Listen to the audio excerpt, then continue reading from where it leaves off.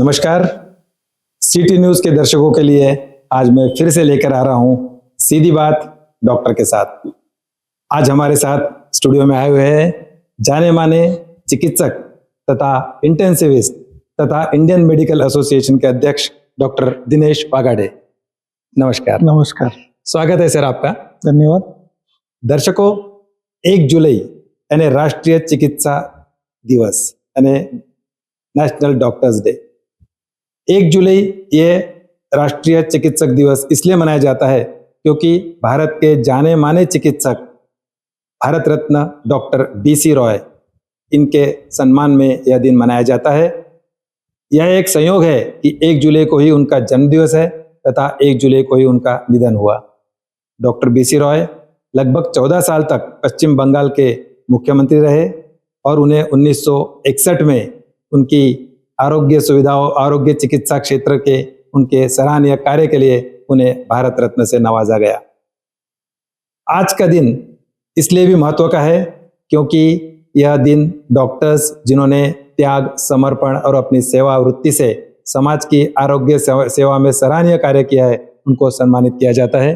तथा डॉक्टर्स के लिए ये खुद के आत्मचिंतन के लिए भी विषय होता है कि जो उनके बेसिक प्रिंसिपल्स है त्याग, समर्पण और सेवा, उसमें वो कहाँ पर खरे उतरते हैं, ये भी जानने का और समझने का ये एक दिवस होता है।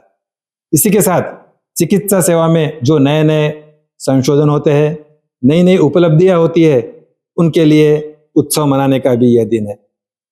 डॉक्टर साहब, इंडियन मेडिकल एसोसिएशन यानी कि ये एक डॉक्टर्स का संगठन है, इसके बारे में थोड़ी जानकारी हमारे दर्शकों को दीजिए। इंडियन मेडिकल एसोसिएशन ये एक one of the largest non government organisation है जिसमें मॉडर्न मेडिसिन के जो डॉक्टर्स है वो सम्मिलित है। पूरे भारत भर में IMA के 3.5 लाख से ऊपर मेंबर्स है और अगर अपने महाराष्ट्र की बात करें तो इसमें 50,000 के ऊपर मॉडर्न मेडिसिन के डॉक्टर्स है। जो संगठन है वो डॉक्टर्स के एसोसिएशन है, उनके हितों के लिए तो काम करती है, लेकिन जो समाज है, पेशेंट है, उनके बेनिफिट के लिए हम लोग क्या कर सकते हैं, ये हमारा IMA का एक बहुत सारा इम्पोर्टेंट एम है कि उनकी सुविधा और उनकी ट्रीटमेंट के लिए हम लोग काम करें। डॉक्टर साहब, बहुत आपने बढ़िया बात बताई कि लगभग सेकंड लार्जेस्ट, मतलब ये एक बहुत बड़ा संगठन है और आपने एक शब्द यूज किया कि मॉडर्न मेडिसिन करके। तो ये मॉडर्न मेडिसिन यानी लगभग सभी जो MBBS and above specialist doctors है, यही इसके सदस्य हैं? हाँ, ओके। इसमें MBBS के बाद जो PG करते हैं वो सब लोग ऐसे हम लोग कहते हैं कि IMA एक पेरेंट ऑर्गेनाइजेशन है। ओके।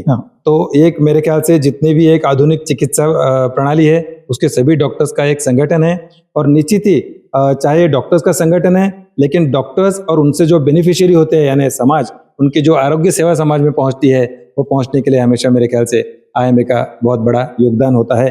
तो IMA के उद्देश्य क्या होते हैं और ऐसे कौन से समाजोपयोगी कार्यक्रम IMA के द्वारा किए जाते हैं? जैसे देखा जाए तो IMA बहुत सारे उपक्रम सेलिब्रेट करती है। जैसे कि जैसे अब डॉक्टर्स डे है तो हम लोग उस दिन ब्लड डोनेशन कैंप्स है। जैसे कुछ सोसाइटी के लिए हेल्थ चेकअप कैंप्स है। हमारा IMA का एक प्रोजेक्ट है आओ गाँव चले, जिसमें हम लोग क्या करते हैं कि गांव खेड़े में जाके वहाँ पे हम लोग कैंप लेते हैं। हमारे स्पेशलिस्ट डॉक्टर वहाँ पे जाके है, उनकी जांच करते हैं और हम लोग ये देखते हैं कि वो उनका फॉलोअप भी हो। हम साल भर एक्टिविटीज करते हैं। कुछ 5 या 7 विलेजेस हम लोग एडॉप्ट करते हैं। वहाँ के जो लोग हैं उनका सोशल है, हेल्थ केयर है, उनका सैनिटेशन के हिसाब से उनकी हाइजीन है, वो हिसाब से क्या क्या उपक्रम करना चाहिए, उनको जो एडवाइस देना है वो हम लोग करते हैं। उनकी वहाँ पे जांच करते हैं। अगर उनको कुछ इन्वेस्टिगेशंस करना है तो उनको हमारे मेंबर्स के हॉस्पिटल में उनको आमंत्रित करके कंसेशनल या फ्री इसमें हम लोग उनको सुविधा देते हैं। बहुत अच्छी बात बताई डॉक्टर साहब आपने, क्योंकि बहुत बार IMA के इस काम के बारे में लोगों को जानकारी ही नहीं होती है। लोगों को केवल लगता है कि भाई IMA इस बारे में क्या कर रहा है, इस प्रॉब्लम के बारे में क्या कर रहा है, लेकिन IMA के इतने अच्छे समाज अभिमुख जो प्रोग्राम्स है उसकी जानकारी भी मेरे ख्याल से इसी तरह के प्रोग्राम के माध्यम से लोगों तक पहुंचनी चाहिए। डॉक्टर साहब, हम लोग देखते हैं बहुत बार लोगों के बारे में हम लोग चर्चा सुनते हैं, सोशल मीडिया पे कमेंट्स देखते हैं लोगों के। बहुत बार लोगों को कभी लगता है कि यहाँ पर ये सुविधा की कमी है, कुछ सुविधाओं के लिए लोगों को हायर सेंटर्स के लिए दूसरी हायर सेंटर्स में आने, किसी को नागपुर में या किसी को बॉम्बे में जाने का काम पड़ता है। लेकिन हम लोग देखते हैं कि आरोग्य सेवा में एक बेसिक हेल्थ केयर है, जो कि जहाँ पे एक बेसिक हेल्थ रहनी चाहिए, और एक बहुत एडवांस मोडालिटीज की ट्रीटमेंट होती है। इन सबको मैनेज करने के लिए क्या आईएमए के सदस्य में सभी जूनियर डॉक्टर्स, सीनियर डॉक्टर्स, सभी बेसिक हेल्थ वर्कर्स और सभी स्पेशलिस्ट डॉक्टर्स सभी आईएमए में शामिल है? आईएमए संगठन में आप देखे जाए तो सभी स्पेशलिस्ट भी अवेलेबल है। लेकिन आप एक देखा जाए ना, तो गवर्नमेंट हमारे इंडिया में जो पॉपुलेशन है उसमें ऑलमोस्ट आप देखोगे तो 70 to 80% लोग जो है वो रूरल एरिया में रहते हैं और 20% अर्बन में रहते हैं। तो हमारे यहाँ पे जो हेल्थ केयर फैसिलिटी है यहाँ पे उल्टा है। गवर्नमेंट की तरफ से हम लोग देखे जाए तो 20% फैसिलिटी जो हमारे मरीजों के लिए है वो गवर्नमेंट सेक्टर की तरफ से प्रोवाइड होती है और ऑलमोस्ट 80% ये प्राइवेट सेक्टर से होती है। बहुत बड़ा फिगर है डॉक्टर साहब है, लगभग 80% सेवाएं ये प्राइवेट डॉक्टर्स के द्वारा दी जाती है। मतलब यहाँ पर बहुत ज्यादा स्कोप है। क्या मतलब गवर्नमेंट कम खर्चा करती है हेल्थ सिस्टम पे, ऐसा आपको कहना है? आईएमए का क्या विजन है इस बारे में? हाँ, अगर हम लोग वेस्टर्न कंट्रीज या फिर एडवांस कंट्रीज उनके मुकाबले देखा जाए तो हमारा जो गवर्नमेंट का बजट है वो हेल्थ सिस्टम पे बहुत कम है। ओके, मतलब जो हेल्थ इंफ्रास्ट्रक्चर हमारे यहाँ पे होना चाहिए, जैसे मेडिकल कॉलेजेस है, सुपर स्पेशलिटी हॉस्पिटल्स है, पीएचसी से, रूरल एरिया में जो गवर्नमेंट का जो सेटअप होना चाहिए वो कम है। मतलब गवर्नमेंट का उस पर जो एक्सपेंसेस होना चाहिए उतना नहीं रहता। इसीलिए क्या होता है कि जो बर्डन आता है वो प्राइवेट सेक्टर पे आता है। और प्राइवेट सेक्टर में देखा जाए तो स्पेशलिस्ट, सुपर स्पेशलिस्ट है, लेकिन वो उतना कोप अप नहीं कर सकते क्योंकि जो रूरल एरिया है या जो पॉपुलेशन है वो उतना अफोर्ड नहीं कर सकते प्राइवेट फैसिलिटीज। राइट, इसीलिए मजबूरन उनको ऐसा बहुत बार होता है कि गवर्नमेंट सेक्टर में ही उनको ट्रीटमेंट लेना पड़ता है। डॉक्टर साहब, बहुत इंपॉर्टेंट मुद्दे को आपने छेड़ा है। हम लोग जब देखते हैं कि जो इंग्लैंड में जैसे कि एनएचएस, उनकी जो हेल्थ सिस्टम है, वहाँ ऐसा कहा जाता है कि जो एशियन ओरिजिन के और इंडियन डॉक्टर्स है, they are the best doctors working in the European countries and the western countries. अगर ये हमारा सब ब्रेन ड्रेन कहीं तो भी उधर जा रहा है, क्या इसके लिए जिम्मेदार यही चीज है कि यहाँ पर बहुत अच्छे इंफ्रास्ट्रक्चर फैसिलिटीज अवेलेबल नहीं है, यहाँ पर वो उतना अच्छा काम नहीं कर पाते, इसीलिए वो उधर चले जाते हैं? क्या गवर्नमेंट को इसमें जीडीपी का ज्यादा खर्चा हेल्थ सेक्टर पे बढ़ाना जरूरी है? बहुत बार देखा गया है कि हमारे जो वेल क्वालिफाइड डॉक्टर्स है वो फॉरेन कंट्रीज में अच्छे से सर्विस दे रहे हैं। उसके लिए बहुत सारे कारण है। एक तो वहाँ पे उनको सिक्योरिटी बहुत ज्यादा प्रमाण में है। हमारे यहाँ पे हम लोग देखते हैं कि एक डॉक्टर पेशेंट रिलेशन की वजह से बहुत बार एक इनसिक्योरिटी की भावना डॉक्टर्स के इसमें होती है। और दूसरा, वहाँ पे जो इंफ्रास्ट्रक्चर है वहाँ पे उनको अच्छे से काम करने में हेल्पफुल होता है। क्योंकि वहाँ पे इंफ्रास्ट्रक्चर है, फैसिलिटीज है, तो उनको वो जो उन्होंने नॉलेज गेन किया है वो वहाँ पे अच्छे से इम्प्लीमेंट कर सकते हैं। हम लोग देखते हैं कि सुपर स्पेशलिस्ट है लेकिन वो पीएचसी पे या आरएच पे, तो वहाँ पे उतना इंफ्रास्ट्रक्चर या फैसिलिटी नहीं है, तो वो वहाँ पे उनका नॉलेज है वो वहाँ पे डिलीवर नहीं कर पाते। तो इसकी वजह से हो सकता है कि बहुत सारे हमारा जो ड्रेन है, जो नॉलेज ड्रेन है डॉक्टर्स का, वो फॉरेन या फिर एडवांस कंट्रीज में जा रहा है। ये एक बहुत इंपॉर्टेंट बात को डॉक्टर साहब ने यहाँ अधोरेखित किया है कि हमारे यहाँ पर हेल्थ फैसिलिटीज अगर बढ़ाई जाए तो निश्चित ही हमारा एक चिकित्सा विभाग बहुत अच्छे से काम कर सकता है और लोगों को अच्छी चिकित्सा सुविधा मिल सकती है। डॉक्टर साहब, जो आप काफी साल से यहाँ पर कार्यरत है, आपको क्या लगता है कि जो मरीजों की अपेक्षाएं है हेल्थ सिस्टम से, बहुत बार किसी के अलग अलग प्रॉब्लम्स रहते हैं, जैसा आपने कहा कि कई लोग फाइनेंशियली अफोर्ड नहीं कर पाते हैं, ऐसे के लिए गवर्नमेंट ने बहुत सारी योजनाएं यहाँ पर कार्यान्वित की हुई है। उस योजनाओं में क्या सुधार होने चाहिए ताकि लोगों को उसका ज्यादा से ज्यादा फायदा मिल सके? अभी आप देखा जाए तो गवर्नमेंट ने जैसे महाराष्ट्र स्टेट में एक महात्मा ज्योतिबा फुले योजना की है, फिर अभी मोदी सर के गवर्नमेंट में आयुष्मान भारत योजना उन्होंने एक्टिवेट की है। बेसिकली ऐसा है कि ये योजना है, उन्होंने पुअर क्लास जिनका एनुअल इनकम 1.5 लाख से कम है, ऐसे लोगों के लिए उन्होंने अप टू 5 लाख उन्होंने ट्रीटमेंट का ये किया है, फैसिलिटी दिया है। लेकिन बेसिकली देखा जाए तो गवर्नमेंट का जो ये स्कीम है उसमें उन्होंने जो पैकेजेस दिए हैं या फिर जो ट्रीटमेंट के लिए जो उन्होंने एक्सपेंसेस दिए हैं वो बहुत कम है। अच्छा, हम लोग देखा जाए कि ये गवर्नमेंट सेक्टर में ये योजना तो लागू है, लेकिन उन्होंने बहुत बार कुछ प्राइवेट हॉस्पिटल के साथ में भी टाई अप किया है। तो प्राइवेट हॉस्पिटल्स के जो है वो एक्सपेंसेस अलग रहते हैं। वहाँ का स्टाफ है, उनकी सैलरी है, उनका मेंटेनेंस है। निश्चित तो ही उसके क्वालिटी लिए- मेंटेन करना है तो खर्चा भी निश्चित ही ज्यादा। ज्यादा लगेगा। हाँ, और उसके लिए जो कमर्शियल रेट में गवर्नमेंट जो भी सब फैसिलिटी दे रहे हैं, हाँ। प्राइवेट सेक्टर, हाँ। उनको कमर्शियल रेट से करना है। हाँ। और गवर्नमेंट के जो पैकेजेस है वो इतने कम कीमत में है कि वो प्राइवेट हॉस्पिटल उसको सस्टेन नहीं कर पाते। तो उसकी वजह से होता क्या है कि जो क्वालिटी ऑफ सर्विसेज हाँ। प्राइवेट हॉस्पिटल में वो पेशेंट को मिलना चाहिए, हाँ। वो योजना में नहीं मिलती है। लेकिन सही। पेशेंट को ऐसा लगता है कि हमको गवर्नमेंट की तरफ से मिल रहा है। बट जो पैकेजेस गवर्नमेंट ने दिए है, हाँ। हमारा IMA का स्टडी है हाँ। कि पर बेड जो एक्सपेंसेस हॉस्पिटल को आता है, हाँ। या फिर पर ट्रीटमेंट के लिए जो खर्चा आता है, हाँ। उसका हार्डली 30 to 40% ही उनके पैकेजेस से आता है। ये बहुत सोचनीय वाली बात है। तो निश्चित ही पैकेजेस में ये थोड़ी बढ़ोतरी होनी चाहिए ताकि और अच्छी क्वालिटी सर्विसेज पेशेंट्स को मिल सके। डॉक्टर साहब, बहुत बार हमने ये देखा है कि कई बार गवर्नमेंट, जैसे आपने कहा कि लगभग 80% आरोग्य सेवा ये प्राइवेट डॉक्टर्स के द्वारा दी जाती है। फिर गवर्नमेंट के बहुत सारे प्रोग्राम्स आते हैं और गवर्नमेंट चाहते हैं कि लोगों में वो प्रोग्राम्स इम्प्लीमेंट होने चाहिए और लोगों को उनकी जानकारी, उनकी सुविधा मिलनी चाहिए। ऐसे वक्त में IMA गवर्नमेंट और पब्लिक के साथ में कोऑर्डिनेट करने के लिए कभी अपना रोल निभाती है?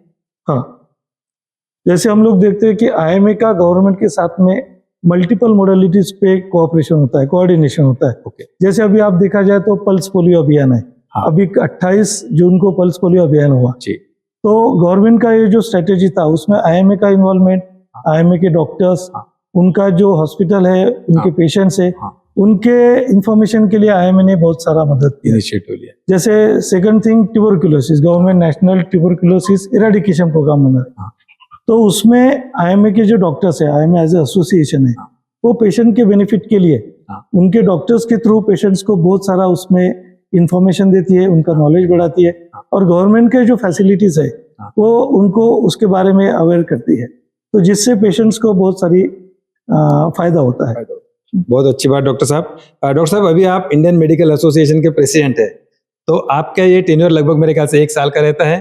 तो ये 1 साल में अमरावती की आरोग्य सुविधाओं को इम्प्रूव करने के लिए, जो भी हॉस्पिटल्स है उनकी समस्याओं को सॉल्व करने के लिए आपका क्या प्लान है? आप क्या क्या एक्शन लेना चाहते हैं? अभी हमने जैसे देखा कि गवर्नमेंट के बहुत सारे हॉस्पिटल के लिए रूल्स और रेगुलेशंस है, वो बहुत बार चेंज होते रहते हैं। हाँ। जैसे अभी आप फायर सेफ्टी के बारे में अगर आप सोचते हो, हाँ। तो इनिशियली कैसे होता कि फायर लॉ जो 2016 में आया था, हाँ। मल्टीपल फायर इंसिडेंसेस हुए, हाँ। तो गवर्नमेंट ने हॉस्पिटल और बाकी ऑर्गेनाइजेशंस के लिए भी हाँ। कि फायर सेफ्टी के हिसाब से कुछ अलग अलग रूल्स लाए। हाँ। तो होता क्या है कि कुछ हॉस्पिटल जैसे पुराने हैं, हाँ। 10 साल पहले, 15 साल पहले, 20 साल पहले, जी। तो उनका वो पुराना सेटअप था, उनके गवर्नमेंट के हाँ। रूल्स अलग थे, हाँ। उनका इंफ्रास्ट्रक्चर अलग था, हाँ। और नए रेगुलेशंस के हिसाब से चेंज हो उनको गए। चेंज करना पॉसिबल नहीं होता है। तो डॉक्टर साहब, फिर ये जो रूल्स लागू होते हैं वो हमेशा निश्चित ही उसकी भावना अच्छी होती है, मरीजों की सुरक्षा, यही उसके पीछे भावना होती है, कोई बहुत बड़े दुर्घटनाएं ना हो, यही उसके पीछे उद्देश्य होता है। लेकिन क्या ये रूल सिर्फ हॉस्पिटल्स के लिए ही लागू होना चाहिए या ये सभी बिल्डिंग्स के लिए लागू होने चाहिए? नहीं, ये तो फायर सेफ्टी या फिर बाकी रूल्स है, रूल्स वो है। सभी संस्था के लिए, सभी के लिए है। institution और के वो लिए तो होता जो है। लागू होने चाहिए वो जब लागू होते हैं वहां से आगे बढ़ने आगे। वाले इसके लिए लागू होने चाहिए, क्योंकि डेफिनेटली जो पहले से एस्टेब्लिशमेंट है, जिनको पहले से मान्यता मिली हुई है, जो पहले से अपनी सभी सुरक्षितता हो, क्योंकि कोई हॉस्पिटल नहीं चाहेगा कि उनके हॉस्पिटल में कोई दुर्घटना हो या कोई आग या फायर का इस तरह से लगे। तो निश्चित ही इस तरह के रूल्स बनाते वक्त में प्रैक्टिकल डिफिकल्टीज क्या आती है उसमें, उसके लिए भी मेरे ख्याल से, जब क्योंकि डॉक्टर्स तो अपने प्रैक्टिस में बिजी रहते हैं, कोई डॉक्टर नहीं चाहेगा कि उनके हॉस्पिटल में कोई दुर्घटना हो या आग लगे। लेकिन ऐसे वक्त में वो डॉक्टर के पास वक्त नहीं है कि वो जाके अपना कहना गवर्नमेंट के पास कह सके। तो मेरे ख्याल से यहाँ पर भी IMA का बहुत इंपॉर्टेंट रोल आ जाता है कि सभी अच्छे रूल्स का पालन सभी हॉस्पिटल्स करें, और साथ ही उनको पालन करने में या कई कुछ रूल्स ज्यादा स्ट्रिक्ट होते हैं उनके बारे में कुछ रास्ता निकालने के लिए शायद ऐसे वक्त में IMA के हमेशा, जैसे यहाँ पे कॉर्पोरेशन है, म्यूनिसिपल कॉर्पोरेशन, उनके जो ऑफिसर्स है उनके साथ हमेशा IMA का डिस्कशन होता है। प्रैक्टिकल डिफिकल्टीज जो हमारे मेंबर्स को, हॉस्पिटल ओनर्स को होती है, तो उनके लिए उनको अवेयर करना। और जैसे आपने बोला कि ये जो रूल्स लगते हैं वो रिट्रोस्पेक्टिवली लागू ना करते हुए उसी दिन से आगे लागू करना चाहिए, और जो पुराना इंफ्रास्ट्रक्चर है उसमें कुछ ना कुछ मॉडिफिकेशंस करके जितना फिजिबल हो, ultimately patient safety is important. Right, तो इस बारे में कभी दो राय नहीं हो सकती। तो उसके लिए डॉक्टर और हॉस्पिटल तो वो सब जो ये करना है, मेंटेनेंस करना है, उसके लिए जो फैसिलिटीज अवेल करना है, वो तो करते हैं। Right. लेकिन जो नए रूल्स और वो है उसमें कहीं ना कहीं फ्लेक्सिबिलिटी होना चाहिए पुराने हॉस्पिटल्स के लिए। राइट। नए हॉस्पिटल जो तैयार हो रहे हैं उनको तो आप वो हिसाब से रेगुलेशंस के हिसाब से रूल्स के हिसाब से उनको अप्रूवल दो और उनसे एक्सपेक्ट करो कि आपने अपने यहाँ पे ये फैसिलिटीज होना चाहिए। राइट, बहुत अच्छा। डॉक्टर साहब, आईएमए के बारे में हम हमेशा देखते हैं कि आईएमए में अमरावती का नाम काफ़ी राष्ट्रीय स्तर पर सराहनीय है और आईएमए की एक्टिविटीज़ काफ़ी राष्ट्रीय स्तर पर तथा राज्य स्तर पर भी हमेशा होती है। ऐसी कोई एक्टिविटी, ऐसी कोई नेशनल लेवल की एक्टिविटी आप अमरावती में लेना चाहेंगे या कोई इस बारे में आपकी कोई प्लानिंग है? हाँ, जैसे आईएमए में हम लोग कोई ना कोई एक्टिविटीज हमेशा लेते हैं। जैसे स्पोर्ट्स इवेंट है, कुछ अलग अलग कॉन्फ्रेंसेस है। आईएमए में स्पोर्ट्स इवेंट जैसे हम लोग देखते हैं कि अभी आप आगे कुछ दिनों के हम लोग नेशनल स्पोर्ट्स फॉर डॉक्टर्स, और हमारा उसमें जो लोगो है that is doctors will be champions on this. Very good. Because doctors अपने मेडिकल फील्ड में हमेशा बिजी रहते हैं, स्ट्रेस रहता है, तो उनको डॉक्टर्स भी हेल्थ अवेयर है तो स्पोर्ट्स रिलेटेड कुछ ना कुछ एक्टिविटी करते हैं। ये बाकी जनरल लोगों को मालूम हो और डॉक्टर्स के लिए भी हमारा एक प्लेटफॉर्म होता है कि सब लोग इकट्ठा आते हैं और एक दूसरे से मिलते हैं ऑल ओवर इंडिया। तो हम लोग ऐसा नेशनल इवेंट लेने वाले, ऐसे अलग अलग कॉन्फ्रेंसेस हम लोग लेते हैं। पिछली बार हमने मेडिको लीगल कॉन्फ्रेंसेस लिया था जी, कुछ कल्चरल प्रोग्राम्स लेते हैं। ऐसे मल्टीपल प्रोजेक्ट्स आईएमए अमरावती में भी होता है, स्टेट लेवल पे भी होता है और ऑल ओवर इंडिया जो आईएमए के ब्रांचेस है वहाँ पे ऐसे अलग अलग एक्टिविटीज होते रहते हैं। बिल्कुल, क्योंकि जब हम समाज को अच्छे हेल्थ के बारे में सलाह देते हैं तब डॉक्टर्स की भी हेल्थ उतनी ही इंपॉर्टेंट है और उनका भी हेल्थ के बारे में अवेयरनेस और फिटनेस के बारे में होना चाहिए। डॉक्टर साहब, आपके बारे में आप एक अच्छे स्पोर्ट्स पर्सन करके ऑलरेडी फेमस है और हमेशा काफ़ी सारे अवार्ड भी आपने स्पोर्ट्स में लिए हैं। क्या आपके डेली एक्टिविटीज़ में भी स्पोर्ट्स शामिल है और आपका कैसा रूटीन रहता है? जैसे आपने बोला कि स्पोर्ट्स हमारे लिए बहुत इंपॉर्टेंट है जी, और जब से मैं 2001 से अमरावती में प्रैक्टिस शुरू किया तब से मॉर्निंग 7 to 9 ये जो टाइम है ये हमेशा मेरे हेल्थ एक्टिविटीज के लिए दिया है, स्पोर्ट्स एक्टिविटीज के लिए, चाहे वो क्रिकेट हो, लॉन टेनिस हो या बैडमिंटन हो। ये दो घंटे है हम लोगों ने हमेशा, मैंने तो भी खुद के लिए दिए हैं और हमारा डॉक्टर्स का ग्रुप है, कम से कम उसमें 20 से 25 लोग रहते हैं जो जुड़े हैं, जो सवेरे ये एक्टिविटीज में हमसे जुड़े हैं और दे आर अवेयर अबाउट उनके हेल्थ एक्टिविटीज के लिए। मुझे याद है डॉक्टर साहब, आज आपने कहा कि 2001 से यानी लगभग 25 साल हो गए हैं, आपने कहा था कि डॉक्टर्स ने हमेशा खुद भी फिट रहना चाहिए, लेकिन लोग हमेशा सोचते हैं कि भाई डॉक्टर्स अगर खेलते रहेंगे या डॉक्टर्स कुछ अगर खुद की फिटनेस की तरफ ध्यान देंगे तो मरीजों को कौन देखेगा। और इसी के चलते हुए आपने एक ग्रुप प्रैक्टिस का कंसेप्ट सामने लाया था कि अगर डॉक्टर्स अपने खुद की हेल्थ की तरफ भी ध्यान दें, एट द सेम टाइम जो आपका इंस्टीट्यूट है जहाँ पे काम हो रहा है वहाँ पर उस समय पर और कोई व्यक्ति भी काम करता रहे ताकि मरीजों को भी देखभाल बराबर होती रहे। और एक ग्रुप प्रैक्टिस का भी एक कंसेप्ट आपने जो अमरावती में शुरू किया, जिसकी वजह से काफी इंस्टीट्यूट्स आज एक अच्छी सेवा मरीजों को 24 घंटे प्रदान कर रहे हैं। इसके कहीं तो भी शुरुआत आपने अमरावती में करी थी, मेरे ख्याल से उसके लिए भी आपका इस डॉक्टर्स डे के दिन पर मैं अभिनंदन करना चाहूंगा। डॉक्टर साहब, ऐसा कोई अनुभव आपका जो आप शायद कभी भूले ना, या ऐसा आप हमारे दर्शकों के साथ साझा करना चाहेंगे? ये इंसिडेंट्स मैं बताता हूँ कि जैसे आपने बोला कि अमरावती में आईसीयू का जो कंसेप्ट है वो अमरावती में 2001 में हमने लाया था। उस समय अमरावती में वेंटिलेटर या फिर ऐसे फैसिलिटी नहीं थी जी, मुझे याद है। तो बहुत बार ऐसा होता था कि जनरल हॉस्पिटल से पेशेंट वेंटिलेटर की फैसिलिटी नहीं है, तो उसकी वजह से वो नागपुर या फिर और कहीं पे शिफ्ट होते थे जी। एक ऐसा इंसिडेंस है कि जब हमने नया आईसीयू शुरू किया था, एक पेशेंट था जीबीएस, जिसको हम लोग गुल्लेबारी सिंड्रोम बोलते हैं। ऐसा एक पेशेंट जनरल हॉस्पिटल में एडमिट था, पुअर पेशेंट था, लेकिन उसमें क्या होता है कि पेशेंट पैरालिसिस हो जाता है, उसके हाथ पैर पूरी तरह से पैरालिसिस होता है और एक मोमेंट ऐसा आता है कि बहुत बार वो खुद सांस नहीं ले पाता। ऐसे समय उनको वेंटिलेटर लगाना पड़ता है। तो हुआ क्या, वो एक पेशेंट था, लेडीज पेशेंट थी, वो जनरल हॉस्पिटल से पहले सावंगी शिफ्ट हुई।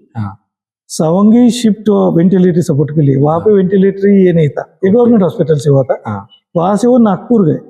नागपुर से एम्बुलेंस से जाते समय भी उन्होंने 1-2 जगह पे हॉस्पिटल पे इंक्वायरी किया, तो वहां पे आईसीयू बेड या वेंटिलेटर अवेलेबल नहीं। तो वहां पे एक एम्बुलेंस वाले ने हमारे हॉस्पिटल में फोन किया कि सर हम लोग अमरावती का ही पेशेंट है, इरविन से नागपुर गए, लेकिन हम अमरावती लेके आते। तो फिर उनको हमने हमारे आईसीयू में शिफ्ट किया था। पेशेंट जब आए तो पूरी तरह से पैरालिसिस थी, सांस लेने में तकलीफ हो रही थी, तो उनको हमने वेंटिलेटर दिया और आप इमेजिन नहीं करेंगे हाँ। कि वो ऑलमोस्ट 2 महीने तक वेंटिलेटर पे ओह फिर और वो बच गई। वो बच गए। बहुत 2 महीने के बाद धीरे धीरे उनका फिजियोथेरेपी, उनका पावर आ गया जी। और आज भी वो पेशेंट ओपीडी में आते हैं, वो जब चल के आते हैं तो हमारे लिए वो बहुत सेटिस्फेक्शन की बात है जी। कि वो पेशेंट हम उस समय 2001 की बात हम लोग बचा पाए। डॉक्टर साहब मुझे याद है 25 साल पहले, और मैं अभिनंदन करना चाहूंगा आपका इस बात के लिए, किसी की जान बचाना इससे बड़ा और कोई पुण्य का काम या इससे बड़ा कोई अचीवमेंट किसी डॉक्टर्स के लिए इससे बड़ा कोई समाधान नहीं हो सकता है जब वो किसी की जान बचाता है, और वही उसके लिए सबसे बड़ा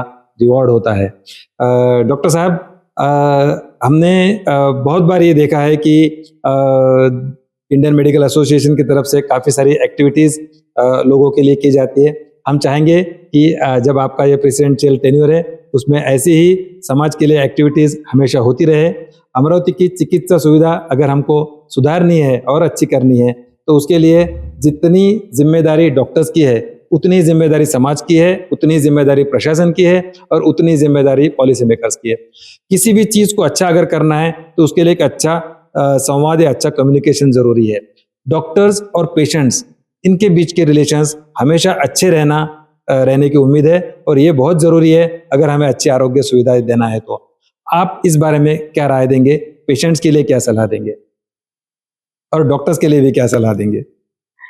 नहीं, अभी देखा जाए तो पहले के ज़माने में ऐसा होता था कि पेशेंट और डॉक्टर्स का रिलेशन बहुत अच्छा रहता था। एक फैमिली डॉक्टर करके एक संकल्पना थी जी। पहले के ज़माने में ऐसा होता था कि कहीं पे भी पेशेंट के यहाँ पे घर पे कुछ प्रॉब्लम आता है तो फैमिली डॉक्टर है वो पेशेंट को जाके ट्रीट करता था। उनके सलाह से आगे का ट्रीटमेंट होता था। अभी ऐसा हो गया कि थोड़ा कॉर्पोरेट कल्चर आ गया, एडवांस ट्रीटमेंट आ गया, बड़े बड़े हॉस्पिटल्स आ गए। तो होता क्या है कि डॉक्टर और पेशेंट का जो कम्युनिकेशन है वो बहुत बार हो नहीं पाता। कोई भी डॉक्टर नहीं चाहता कि उनका पेशेंट सीरियस हो, उनकी तरफ तबीयत खराब हो, तो वही कोशिश करेगा कि वो अच्छा हो जाए। लेकिन कभी कभी कुछ इंसिडेंसेस ऐसे होते हैं कि कम्युनिकेशन गैप रहता है डॉक्टर्स और पेशेंट्स के बीच में। अगर कम्युनिकेशन अच्छा रहे और बहुत बार ऐसा होता है कि मिसअंडरस्टैंडिंग जो होती है रादर देन डॉक्टर, हॉस्पिटल में जो स्टाफ रहता है, स्टाफ और पेशेंट्स के बीच में कभी कभी थोड़ा सा अगर ये होता है तो रिफ्लेक्ट होता है वायलेंस अगेंस्ट हॉस्पिटल। तो मेरे ख्याल से अगर कोई भी पेशेंट या उनके रिलेटिव्स को उनके पेशेंट के बारे में कुछ कंप्लेंट्स है, उनको कुछ क्लियरिटी चाहिए, तो उन्होंने अपने डॉक्टर के साथ में शांति से अगर कम्युनिकेशन किया, उनके जो डाउट्स है वो अगर क्लियर किए, तो ये जो मिसमैच हो रहा है या मिसकम्युनिकेशन हो रहा है या फिर जो वायलेंसेस या फिर कुछ हॉस्पिटल में जो घटना होती है कि झगड़े हो रहे हैं या फिर तोड़फोड़ हो रही है, तो ये डेफिनेटली कम हो सकते हैं। और जो फैमिली डॉक्टर संकल्पना है, अगर वो आप अपने डॉक्टर के साथ में अगर रखते हैं तो डेफिनेटली पेशेंट और डॉक्टर्स के बीच में या जो मिसकम्युनिकेशन या वायलेंस है उसके इंसिडेंसेस कम हो जाएंगे। बहुत अच्छी बात बताई डॉक्टर साहब आपने। डॉक्टर्स और पेशेंट के बीच में एक सुसंवाद होना चाहिए, एक कम्युनिकेशन एक अच्छा होना चाहिए, तभी हमारी आरोग्य सेवा अच्छे से परफॉर्म करेंगी। इसके लिए जैसा आपने कहा कि ये दोनों तरफ जिम्मेदारी है, डॉक्टर्स की तरफ भी जिम्मेदारी है कि पेशेंट्स के लिए कुछ ना कुछ प्रोविजन होनी चाहिए। अगर उसको कोई शिकायत है तो कोई सुझाव पेटी, शिकायत बॉक्स मेरे ख्याल से हर हॉस्पिटल में रहता है। पेशेंट्स में उसमें अपने सजेशंस डालने चाहिए और उसमें अगर कुछ उनके अगर कुछ सुझाव है तो वो उसमें देने चाहिए। सिमिलरली डॉक्टर्स तो हमेशा चाहते हैं कि उनके हेल्थ केयर इस्टेब्लिशमेंट में अच्छी सुविधा पेशेंट्स को मिले। तो इसी तरह से हम उम्मीद करते हैं कि आगे भी अमरावती में अच्छी आरोग्य सुविधाएं मिलती रहेंगी।